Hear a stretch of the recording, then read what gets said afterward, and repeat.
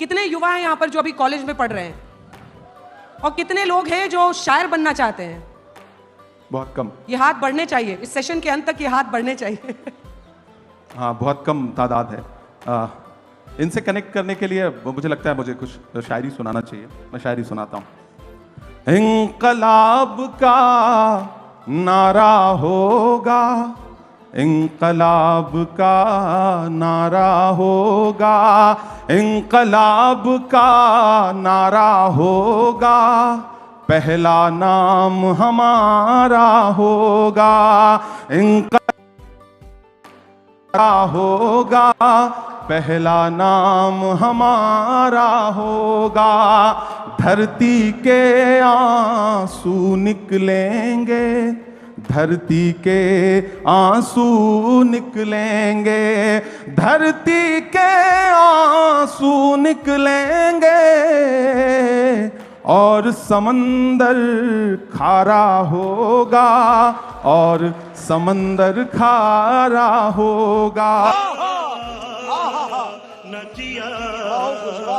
और आप आग और पानी का जिक्र कर रही थी तो इनके नाम एक शेर कि दर्पण कितना प्यारा होगा, दर्पण कितना प्यारा होगा, दर्पण कितना प्यारा होगा, जिसमें अक्स तुम्हारा होगा, जिसमें अक्स तुम्हारा होगा। और इस दौर की जो सच्चाई है कि एक अकेला क्या कर लेता, एक अकेला क्या कर लेता, एक अकेला क्या कर लेता,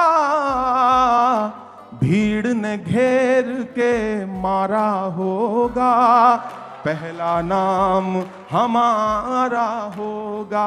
और अभी तो रुको, क्लाइमैक्स अभी बाकी। और सियासत में होकर भी हुक्मरानों के नाम ये शेर कि जब तारीख लिखी जाएगी, जब इतिहास लिखा जाएगा, जब तारीख लिखी जाएगी, कैसा हश्र तुम्हारा होगा, इंकलाब का नारा होगा। क्या बात है। शुक्रिया। अब हमें समझ में आ गया कि चाहे आप आग हैं या पानी हैं, आप पानी या आग से कनेक्ट कैसे बना लेते हैं। शब्द आपकी जादूगरी की तरह हैं और आपने हमेशा इसका इस्तेमाल किया। लेकिन मैंने आपकी बहुत शायरी पढ़ी, मुझे कई बार लगा कि इमरान के अंदर इतना दर्द क्यों है। इमरान के शब्दों में, उनकी लाइनों में दर्द बहुत झलकता है। इसकी वजह क्या है? अम्मा बहन पे आ जाऊंगा मैं, इनकी अम्मा बहन पे आ जाऊंगा। एक्चुअली जिस दौर में मैं बड़ा हो रहा था, मैं हिंदी साहित्य का विद्यार्थी रहा इलाहाबाद विश्वविद्यालय में, जिस दौर में मैं बड़ा हो रहा था, समाज की घटनाएं मुझ पर प्रभाव डाल रही थी, उस समय सिस्टम एक अलग तरीके से व्यवहार कर रहा था। और खासतौर से मैं जिस समाज से आता हूं, उस समाज के दर्द को ज्यादा जल्दी महसूस करता हूं क्योंकि मैं उसके बीच में रहता हूं। मैंने उस भेदभाव को, उस सिस्टम के जुल्म सितम को करीब से देखा है। और शायर हूं तो जाहिर सी बात है कि दर्द तो है दिल में। कोशिश करता हूं, जुल्म के दौर की तारीख रकम करते हैं, इतना आसान नहीं ये काम जो हम करते हैं, काट देते हैं सदा हाथ हमारे जालिम, और हम फिर उन कटे हाथों को अलम करते हैं। तो हम कोशिश कर रहे थे कि उस दर्द को महसूस करें, और मीडिया जब उस दर्द को, उस जुल्म सितम को अपना हिस्सा नहीं बना रही थी, तो मेरी कोशिश थी कि मेरे पास जो प्लेटफॉर्म है, उस प्लेटफॉर्म का इस्तेमाल उस जुल्म सितम का को गाने के लिए करूं। और मुझे लगता है कि मैं कामयाब रहा बहुत हद तक, और मैंने अपनी बात दुनिया के सामने रखी। मत समझना कि मैं गीत गाता रहा, मैं तो जख्मों का मातम मनाता रहा, ये समझ करके जालिम पिघल जाएगा, मैं तरन्नुम में मातम मनाता रहा। तो मैं मातम मनाता था, लोग उसको सुनते थे, पसंद करते थे। क्या बात है। मैं जुल्म पर मातम मना रहा था, लोग सुनते गए, उसको पसंद कर। ये जुल्म हो किस पर रहा है? तुम्हें शर्म है कुछ? समाज में हाशिए पर मौजूद हर इंसान पर, वो हिंदू भी है, मुसलमान भी है, सिख भी है, ईसाई भी है, और सिस्टम कर रहा है, इसमें कोई दो राय नहीं, आज भी कर रहा है। और उससे एक बहुत लंबी लड़ाई लड़ने की जरूरत है। और सबसे बड़ी जिम्मेदारी है कलमकारों की। कलमकार जो है वो सत्ता का अस्थाई विपक्ष है। हमारी जिम्मेदारी है कि जब मैं शायर बन के बोलूं तो फिर हाकिम से आंख मिला के बात करनी है, वो कोई भी हो।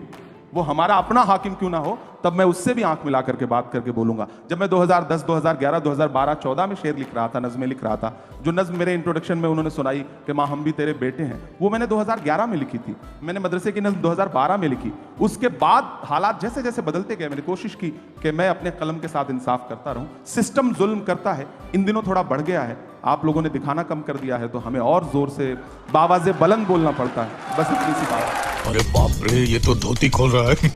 लेकिन चुटकी आपने ये चर्चा छेड़ी है, तो आप क्या दोहरा जीवन जी रहे हैं? क्या इमरान को खुद एक शायर को एक पार्टी का गुलाम बनना पड़ा ताकि उनकी आवाज मैग्नीफाई हो? कई शायर ऐसे हैं जो आज भी ये मानते हैं कि हमें पार्टी और सियासत से कुछ नहीं लेना देना और उनकी कलम में क्या कम ताकत है। पहले तो आपके सवाल में जो शब्द है, आप आज तक में नौकरी कर रही हैं, तो आज तक की गुलाम थोड़े ही है। मैं एक पार्टी के साथ काम कर रहा हूं, हम किसी भी संस्थान के साथ काम करते हैं, संस्थान हमें सम्मान देता है, हम संस्थान की विचारधारा के साथ सहमत होते हैं, तब तक साथ चलते हैं। जिस दिन हमें लगेगा कि संस्थान हमारी विचारधारा से सहमत नहीं है, हमारी शर्तों को नहीं मान रहा है, उस दिन ये हो सकता है मेरा अपना जो उसूल है कि मैं पार्टी तो नहीं बदलूंगा, राजनीति छोड़ दूंगा।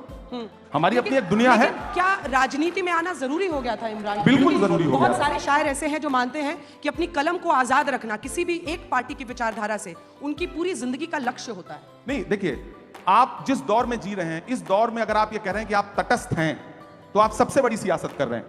यह कहना कि मेरा सियासत से कोई लेना देना नहीं है, यह सबसे बड़ी सियासत है।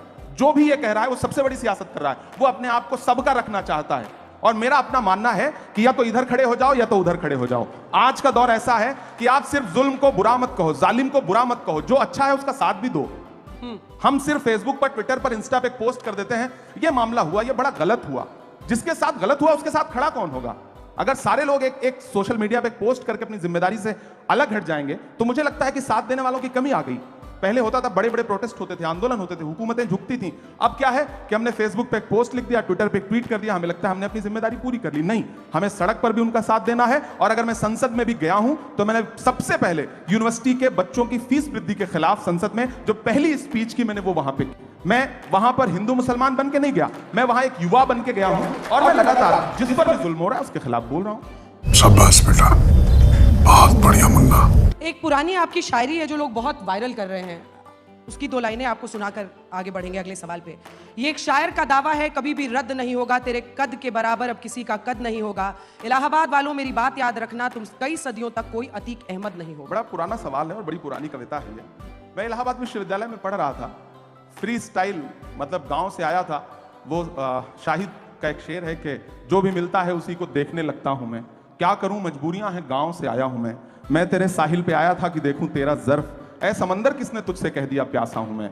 इलाहाबाद विश्वविद्यालय में आया पढ़ने के लिए, किसी धन्ना सेठ की औलाद नहीं था, राजनीतिक परिवार नहीं था, खानदान में कोई शायर नहीं था, तो मुझे तो मंच चाहिए थे। जो भी मंच मिलता था उस पर चढ़ता था, अपनी प्रतिभा दिखाता था, पेमेंट लेता था, घर जाता था। एक वक्त आने के बाद आपको समझ में आता है कि आपकी वैचारिकी क्या है, आपकी विचारधारा क्या है, आपको किन मुद्दों पर लड़ना है। अच्छा, कवि सम्मेलन और मंचों के एक उसूल हैं, आप मंच समझती हैं। यहां आने पे आपने 2-4 जुमले बोले, उसके बाद लोग कनेक्ट हुए ना, वरना लोग तो संगीत के असर में थे। तो हम जब मंच पे आते थे तो लोग मुख्य अतिथि के असर में हैं, तो हमने मुख्य अतिथि के लिए 4 पंक्तियां सुनाई, उसके बाद फिर वो सुनाया जो हमें सुनाना था। अच्छा, ये वही था। तो समा बांधते थे आप? हाँ, इसको समा बांधना ही कह सकते हैं। भीड़ को अपने से जोड़ने के लिए आपको चला वो तीर जो बेहतर तेरी जबान में है, किसी की आंख में जादू तेरी जबान में है। तो हमारी आंख में तो जादू नहीं है, लेकिन जबान में जादू जगाने के लिए ये सारे तिकड़म अपनाने पड़ते थे। क्या बात है, आपने खुद ही कह दिया तिकड़म अपनाने पड़ते थे।